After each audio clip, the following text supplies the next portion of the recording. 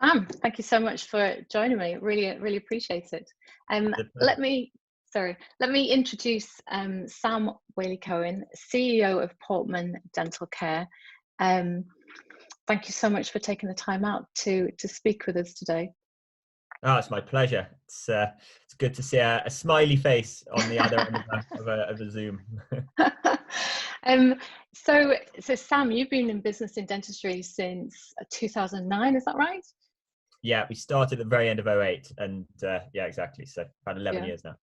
And you've gone from zero to what, over 140 private practices in that time, and also more in Europe? Yeah, exactly right. So Yeah. in a So, busy few years. sorry, I keep talking over you. So what made you choose dentistry in the first place? Beyond sort of naive stupidity, just a realization that it was a profession that had the opportunity to change. And so really from my own experience, I went to the dentist back in my local town and thought, like, actually it's okay, but it's not amazing. And I don't understand why there isn't a group like a Boots or a Specsavers who think all the time about their customer, and how to look after their customer. Um, and obviously started to do more research into it and understood, it was very fragmented, and the old rules until I think it was 2006 in terms of needing a body corporate had meant it would been very difficult to do it. Um, and then really realized that nobody had understood who their customer was, and the customer was a combination of the dentists themselves as a customer, and of course the patient's customer. And so trying to come up with a company that approached those two different types of customer, with a value proposition that said, this is the place to be, this is where you should choose to build your career. If you want to be in dentistry, this is where you should choose to be treated, if you want to go to practice. And so that was the vision, was to effectively focus on the value proposition, focus on delivering great dentistry, and make sure that all the corporate function was done well, but was done to serve the practice, not asking the practice to serve the corporate function. And that's where it all came from, really. Yeah, no, that's really interesting. So, I mean, a really big question at the moment is we're just a few weeks out of lockdown. So, how's all that going for you, and having so many practices? Look, it's extremely challenging, and I won't pretend it's not. I think we've been working on it for ages. So very soon after we shut down, we talked about reopening, what's needed to reopen, um, and have been working really continuously on that. So the SOP, which we shared, we developed relatively early on, but inevitably things change. Risk assessments changed very late in terms of what you needed to assess. The SOPs had to change, the requirements for PPE have changed, and mobilizing that across a wider state is challenging. But the vast majority of our practices are now open and able to do AGP. So we're very pleased to be able to do that, and hope that Northern Ireland and Wales follow what we think is a sensible route as well. Yeah, absolutely. I mean, I know right at the start of lockdown, I started sourcing PPE, but I was buying 100 masks from loads of different places, just crossing my fingers and seeing Yeah. whether they were going to be actually real ones, not fake ones. And then eventually they started coming through, and so we were able to open. But how many masks and how many gloves do you need? Well, look, we at peak do about 10,000 appointments a day. So that's 10,000 of everything, um, Wow. and so it's extremely challenging. That said, we've got a big supply chain, but you go through it quickly. So we've just bought 4 million pairs of gloves, and it's just incredible quantities, which creates real complexity in terms of where do you store it, how do you do the logistics, how do you get it to practice, how do you manage it in practice, how do you dispose of it. So some of the things that we're seeing, not unexpectedly, but it's huge increase in things like the amount of wastage that you have to get taken away, which is incredibly bad for the environment, but is also very difficult practices to manage. Yeah, it's I think our waste has gone up, well, maybe doubled, and you just think of the environmental impact, which we're not hearing people talk so much about that anymore because we've just got something bigger on our minds, but that's going to have a massive impact later on, isn't it? For sure. And of course, it's all being flown in from all around the world. So, I mean, when you really look at the footprint of this stuff, it's terrifying. There's been such a lot to learn over the last 12 weeks, personally, but also about the industry and different levels of leadership. And you can just see real cruxes of issues that have come up. What, as an industry, what do you think are the biggest lessons that really we should be learning from what we've gone through over the last 12 weeks? Look, I think one of the big lessons is that we don't have a big enough voice within healthcare, and we're very disjointed. So private practice have been treated very differently to NHS practices, where there isn't a clear regulatory environment, and I don't think we've done a good job in terms of having a unified voice, bringing to bear the facts, and so being pushed around in a way which other professions have been better at mobilizing to influence. So I think that's one of the big lessons. I think the other big lesson is that dentistry has always had the luxury of operating in a slightly old-fashioned way, if you like. So many practices were open hours that were convenient for the provider, but weren't always convenient for the patient. And the big macro trends that were already evident in the sector will accelerate. So consolidation, commercialization, consumerization will all start to accelerate. And that doesn't need to be in conflict with the healthcare provision. It needs to be complementary to that. But the patient will look round, they will judge people in terms of how they've looked after their patients through this crisis. And those that have done a good job there will come out, I think, much stronger than those that haven't. Yeah, absolutely. There's been such a division between the way the private and the NHS have been treated, hasn't it? Which is it's been quite interesting watching, shall I say the least. But as a group, as Portman, what do you think your biggest lessons have been over the last few months? Well, I think one of the things that come out really well is culture. So we're a very culture-led business. We talk a lot about treating people as we'd want to be treated, doing the right things for the right reasons. And that really held us together. We have a true glue as a company, a true purpose, which is to transform dentistry. And that's really given us principles to work from in terms of how to respond to the crisis and how to guide our decisions in the crisis. So for Portman, I think despite the many challenges and the strain, actually we'll come out a stronger organization with more sense of direction, more sense of what it means to be part of the group, and actually quite optimistic for the future. I've been really impressed with Portman actually during this time, in the way you've been so open-minded, open with, well, particularly things like your standard operating procedures. I've watched a lot of webinars, and the information that you've just so generously given, and you've been obviously doing research all the time and looking into different countries. And I sometimes think as a single-handed practitioner, you know, like with one practice, how do I get all that information? And if it wasn't for someone like you and for your group, then you'd just be really lost at sea. And I think first of all, I would like to say thank you for being so generous with that information, because those SOPs saved me absolutely weeks of work. So thanks, Sam. But how do you instill that culture? I mean, what are your core values? How do you instill that into your group? So very simply, we want to treat people as we'd want to be treated. So we talk a lot about putting ourselves in the shoes of other people, whether it's the people in the port, which is our support office, thinking about people in practice thinking about the patient even thinking about the providers. And so really our principles are around very much people-centered. So look after people, they'll look after you, treat people as you'd want to be treated. And so we do have more resource, obviously, than an individual practice. We see the dental space as an ecosystem. We all work together, thrive together, or struggle together. And so we can use some of our capability to share that and help practices get back to work safely and more effectively, that's great.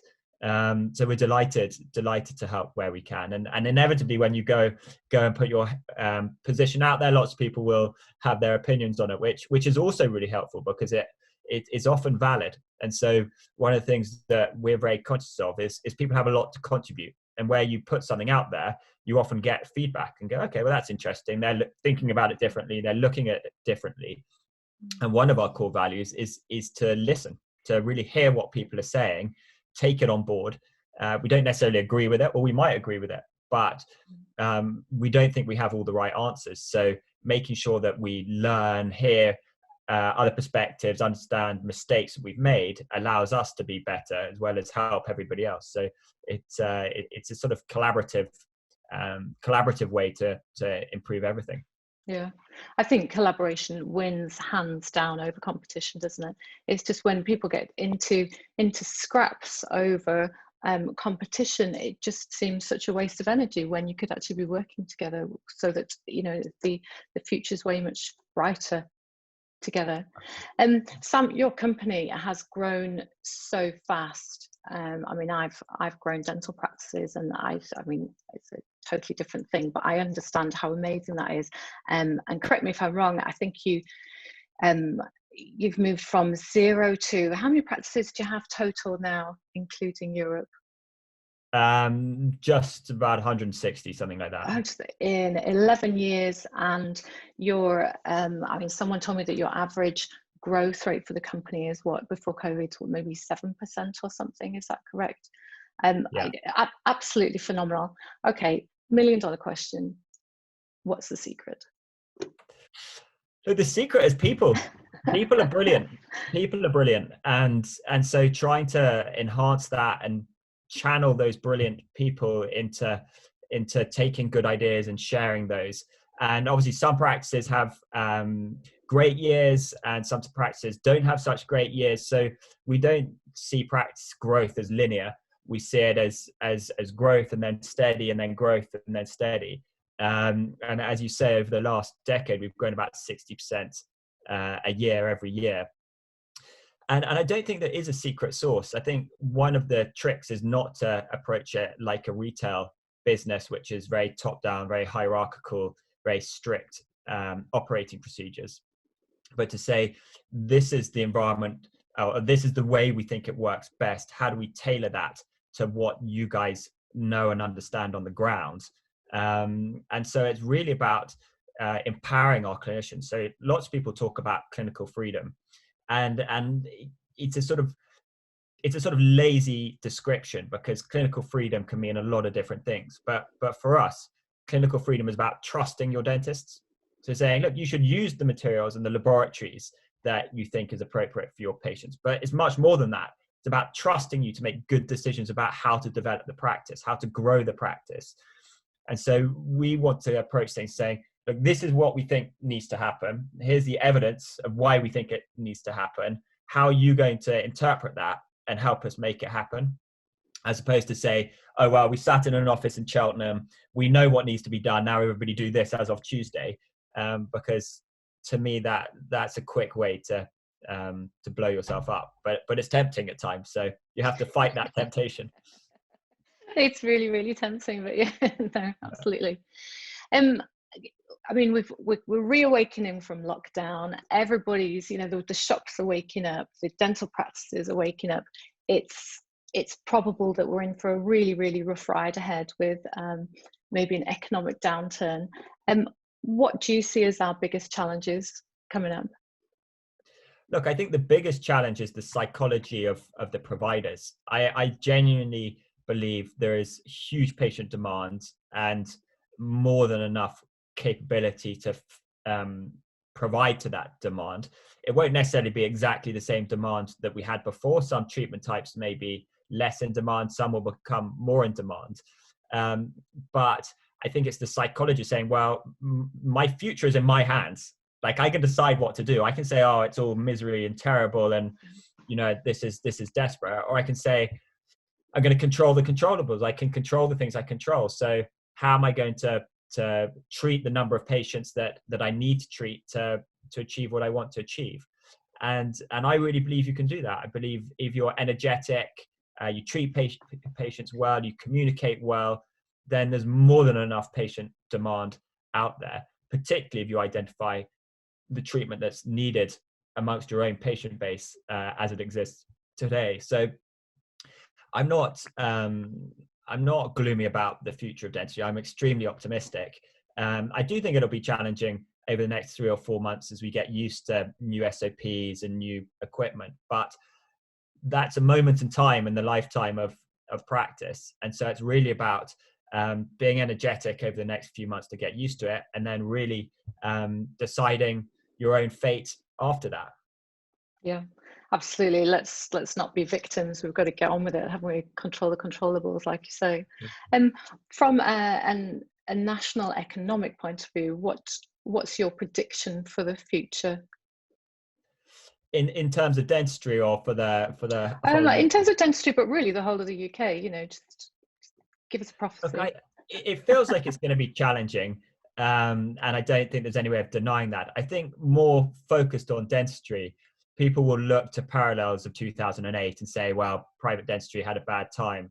But this will be a very different recession, in my opinion. So one of which, of course, this is a healthcare crisis, not primarily a financial crisis. And out of that healthcare crisis, people are putting more importance in terms of their own health, of which dentistry is clearly part of that. So the research coming out of China and out of the US is actually people are more prepared to spend money on healthcare than they were before, and they see the importance of that. So I think that will have a very big impact in terms of people's desire to be treated in any healthcare environment, of which dentistry is clearly one. I think the second piece is that in 2008 in the UK, the NHS expanded quite significantly the amount of provision that it made available. And so that saw patients have the option to trade away from private into the NHS. And that really exaggerated the impact for private providers. This time round, I think the NHS will be the other way around, which is broadly retrenching in terms of supply side and actually encouraging people to go privately. So for the UK dental market, I think this recession will be incredibly much different to 2008. And I think people will be able to weather it relatively well, albeit they're going to have to be conscious of different consumer trends and different segmentation in terms of consumers. So sort of the young coming through may decide to treat differently to people towards the end of their sort of treatment requirements. Mm-hmm. Yeah, no, that's a really interesting perspective, Sam. I've got one last question for you, which is slightly more, let's call it personal. So your history is fascinating, having won so many horse racing events, including like on the Grand National course, the Cheltenham Gold Cup.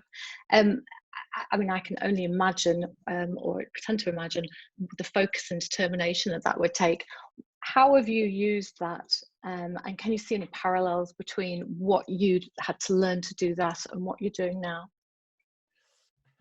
Well, I think sport and racing particularly is a great exaggerator of life. You sort of feel every emotion in a short period of time. Certainly within this crisis, it's required a lot of resilience, I think, from everybody. No one's going to say they haven't had times where they think, what else is coming at us from where? And that resilience and perseverance, I think, in sport is a good lesson in any walk of life. And I think the other bit is to control the controllables. There's no good shouting into the wind on the things that you can't control. So you focus on what you can focus.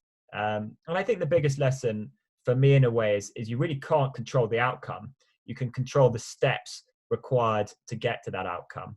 So you can't say, I want my practice to be back to where it was 6 months ago. You can say, what does it require? Requires to have patience, to have PPE, to have an engaged team, to whatever. How am I going to make sure those things are in place? And the outcome will be the practice hopefully better than it was before. And that's a great lesson from sport is the outcome is determined on the day, and it can go any which way. but the preparation and the psychology of being prepared for that is something you can control. And that's a good lesson for me in terms of how you cope through these crises, is being very focused on controlling the controllables, very clear on where you're trying to get to, and being very clear on not deviating as every new SOP or every new opinion lands. Yeah. Sam, it's been an absolute pleasure. Thank you so much for joining me. No, it's my pleasure. Thank you. Thank you.